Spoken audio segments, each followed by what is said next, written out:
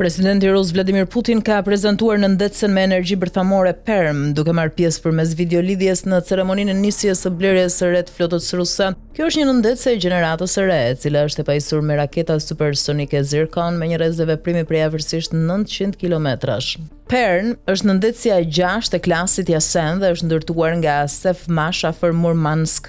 Sipas mediave ruse, gjatë vizitës së tij në Murmansk, i forti i Kremlinit inspektoi edhe nëndetësen me energji bërthamore Arkhangelsk dhe objektet e atomflotë, e cila menaxhon flotën ruse të akullthyesve.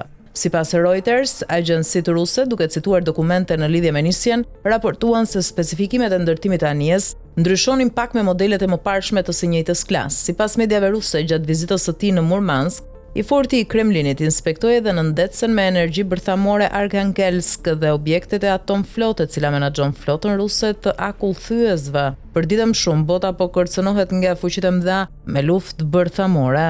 Dhëmbët në këtë drejtim po i tregojnë vazhdimisht Rusia dhe Shtetet e Bashkuara të Amerikës, por pa mbetur pas edhe disa vende nga Bashkimi Evropian përballë kërcënimit për luftë gjithmonë në rritje. Madje vetë strukturat e Bashkimit Evropian kanë nisur marrjen e masave për një luftë të mundshme me Rusinë, ndërsa nga ana tjetër investimet e këtyre shteteve në mbrojtje po shënojnë rekord.